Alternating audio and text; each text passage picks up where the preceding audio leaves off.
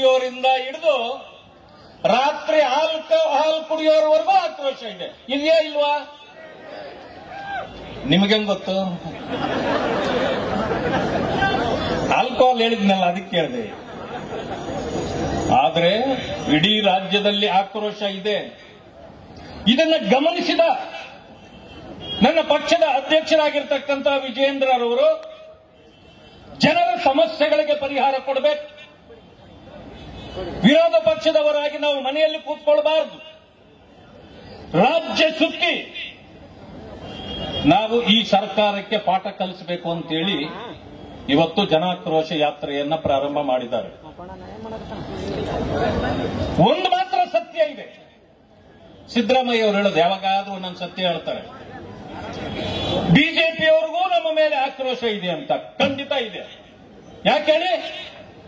ಸುಳ್ಳು ಹೇಳಿದ್ರಲ್ಲ ಚುನಾವಣೆಗಾಗಿ. 40% ಸರ್ಕಾರ ಇದು ಬೊಮ್ಮಾಯಿ ಸರ್ಕಾರ ಅಂತ ನೀವು ಹೇಳಿದ್ರಿ. ಆ ಸುಳ್ಳು ದೊಡ್ಡದಾಗಿ ಬೆಳೆದು ನಮ್ಮ ಸರ್ಕಾರವನ್ನ ಆಹುತಿ ತಗೊಂಡಿದೆಯಲ್ಲ, ಅದಕ್ಕೆ ನೀವು ಸತ್ಯ ಆಕ್ರೋಶ ಅಂತ ಹೇಳಿದ್ದೀರಿ. ನಿಜವಾಗಿಯೂ ನೀವು ಹೇಳಿದ ಸುಳ್ಳಿಗಾಗಿ ನಮಗೆ ನಿಮ್ಮ ಮೇಲೆ ಆಕ್ರೋಶ ಇದೆ. ನೀವು ಸುಳ್ಳು ಹೇಳಿದ್ರೆ, ಮೋಸ ಮಾಡಿದ್ರೆ, ವಂಚನೆ ಮಾಡಿದ್ರೆ ನಮಗೆ ಆಕ್ರೋಶ ಬರಬಾರದು ಅಂತಿದ್ಯಾ? ಇದೆ. ಆದ್ರೆ ನಮಗಿಂತ ಹೆಚ್ಚು ಈ ರಾಜ್ಯದ ಜನತೆಗೆ ನಿಮ್ಮ ಮೇಲೆ ಆಕ್ರೋಶ ಇದೆ. ಏನೇನು ಮಾಡ್ತಾ ಇದ್ದೀರಿ ನೀವು? ನಿಮ್ಮ ವೋಟ್ ಬ್ಯಾಂಕ್ ಅನ್ನು ಉಳಿಸಿಕೊಳ್ಳಲಿಕ್ಕಾಗಿ ಜನಾಂಗಗಳನ್ನು ಹೊಡಿತಾ ಇದ್ದೀರಿ. ಒಂದು ಕಾಲ ಇತ್ತು, ಲಿಂಗಾಯತರು ನಂಬರ್ 1 ಕರ್ನಾಟಕದಲ್ಲಿ ಅಂತಿತ್ತು. ಇವತ್ತು ಯಾವ ನಂಬರ್ ಇದೆ ಅವ್ರದ್ದು? ಯಾಕೆ ಹಂಗಾಯ್ತು? ಒಬ್ಬೊಬ್ಬರನ್ನೇ ಒಡೆಯುವ ಕೆಲಸವನ್ನು ಮಾಡಿದ್ರು. ಒಕ್ಕಲಿಗರನ್ನ 4-5 ತುಂಡುಗಳಾಗಿ ಹೊಡೆದ್ರಿ. ದಲಿತರನ್ನಂತೂ ಬಿಡಿ, ಲೆಕ್ಕವೇ ಇಲ್ಲದಷ್ಟು ಹೊಡೆದಿದ್ದೀರಿ. ನಮ್ಮ ಸರ್ಕಾರ ಇಲ್ಲದೆ ಇದ್ದಿದ್ರೆ ಒಳ ಮೀಸಲಾತಿ ಘೋಷಣೆ ಆಗುತ್ತಿರಲಿಲ್ಲ. 15% ಇದ್ದ ಎಸ್ಸಿ ಮೀಸಲಾತಿ 17 ಆಗ್ತಿರಲಿಲ್ಲ ಇವರ ಕಾಲದಲ್ಲಿ. 3% ಇದ್ದ ಎಸ್ಟಿ ಮೀಸಲಾತಿ 7% ಆಗ್ತಿರಲಿಲ್ಲ. ನಾವೆಲ್ಲ ಇಷ್ಟು ಮಾಡಿದ್ವಿ. ಪೌರ ಕಾರ್ಮಿಕರನ್ನ 14,000 ಪೌರ ಕಾರ್ಮಿಕರಿಗೆ ಸರ್ಕಾರದ ಕೆಲಸವನ್ನ ಘೋಷಣೆ ಮಾಡಿ ನಮ್ಮ ಸರ್ಕಾರ, ನಮ್ಮ ಕಾರಜೋಳವರು ಕೂಡ ಇದ್ರು, ಇವರೆಲ್ಲ ಸೇರಿ ಮಾಡಿದ್ರು ಕೂಡ ದಲಿತ ಸಮುದಾಯದವರೇ ವೋಟ್ ಯಾರಿಗೆ ಹಾಕಿದ್ರಿ ನೀವು ಕಳೆದ ಚುನಾವಣೆಯಲ್ಲಿ? ನಮ್ಮ ಚರಂತಿ ಮಟ್ಟ ಸೋಲ್ಬೇಕಾಗಿತ್ತ? ನೀವು ಮಾಡಿದ್ದ ಅನ್ಯಾಯ ಅಲ್ವಾ? ಒಂದು ಸರ್ಕಾರದಿಂದ ಇಷ್ಟೆಲ್ಲ ಅನುಕೂಲಗಳನ್ನು ಪಡೆದು ಆದರೂ ಕೂಡ ಭಾರತೀಯ ಜನತಾ ಪಕ್ಷವನ್ನು ನೀವು ಸೋಲಿಸಿದ್ದೀರಲ್ಲ, ಇದು ಅನ್ಯಾಯ ಅಲ್ವಾ? ಮೋಸ ಅಲ್ವಾ? ಯಾರ ಸುಳ್ಳು ಹೇಳಿದ್ರಿ ಅಂತ ಹೇಳಿ ಸಿದ್ದರಾಮಯ್ಯನ ಸುಳ್ಳಿಗೆ ಹಳ್ಳಕ್ಕೆ ಬಿದ್ದವರು ನೀವು. ಬಾಬಾ ಸಾಹೇಬ್ ಅಂಬೇಡ್ಕರ್ ಅವರಿಗೂ ನೀವು ಚೂರಿ ಹಾಕಿದ್ದೀರಿ ಅನ್ನೋ ಮಾತನ್ನು ನಾನು ಹೇಳಲಿಕ್ಕೆ ಬಯಸ್ತೇನೆ.